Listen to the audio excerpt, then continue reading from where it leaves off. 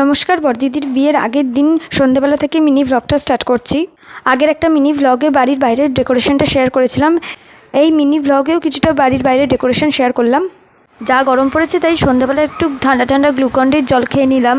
তারপর জেঠিমা আমসত্ত্ব দিয়ে মোড়ানো একটা সন্দেশ এবং কাজু পেস্তা দেওয়া একটা সন্দেশ দিল। এবার ডাইরেক্ট রাতের মেনুতে চলে আসি। প্রথমে দিল সাদা ভাত, বেগুন ভাজা, পটল ভাজা, ডাল, ঝুরি আলু ভাজা, পোস্ত দিয়ে পনিরের কারি। পনিরের কারিটা খুব সুন্দর হয়েছিল, খেতে খুব টেস্টি ছিল। তারপর চলে এলো শুক্তো, যেটা আমি খাই না তাই মায়ের পাত থেকে দেখালাম। তারপর দিয়ে দিল কাতলা মাছের কালিয়া। আমি পেটির পিসটা নিয়েছিলাম, এটাও ভালো খেতে ছিল। তারপর দিয়ে দিল আমের চাটনি। ওহ, হেভি ছিল এটা। আর এখানে আমি মেনুটা আবার দেখাচ্ছি।